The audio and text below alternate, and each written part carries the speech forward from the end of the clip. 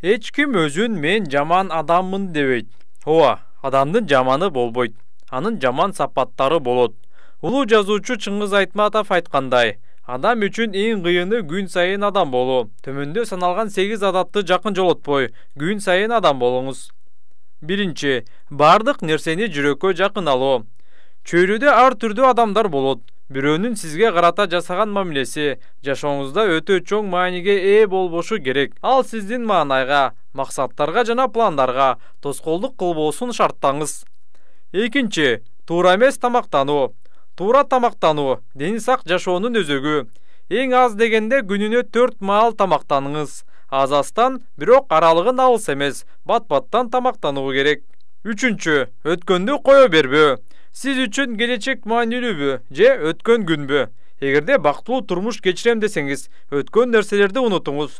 Сөз балалык, жаштык, жагымдуу күндөр жөнүндө болуп жаткан жок. Сөз өткөн убакыттагы жагымсыз нерселер жөнүндө. Аларды кое бериңиз. Төртүнчү, эл эмне дейт? Эл сүйлөйт, айтат жана кала берет. Эл эмне дейт деген туткундан чыгыңыз. Француз жазуучусу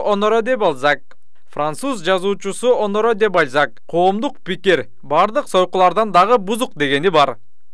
Бешинчи, баарына жагууга аракет кылуу.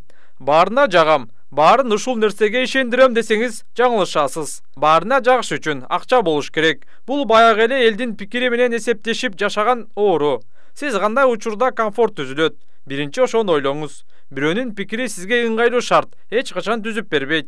Алтынчы, кеч уктоо. Медицинада кечки саат 22:00дөн түнкү 4-кө чейинки аралыктагы уйку эң пайдалуу дешет. Эрте жатып, эрте турган киши организмдеги токсиндерден эрте арылат, бошонот, теридеги түнү менен иштетилген заттардан арылып жуунат, тамак ичет жана башка.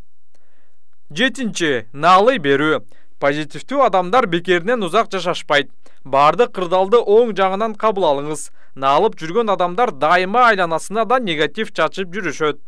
8-чи, бирөөнү сөз кылуу. Азыр баары электрондошуп кетпедиби? Ушак айтуу, бирөөнү сындоо, артынан сүйлөө. Азыркы социалдык тармактарда ар кайсы комментарийди жазып, пост чыгарып отургандардыкы болуп калды. Мындай ыплас иштерге убакыт коротпоңуз.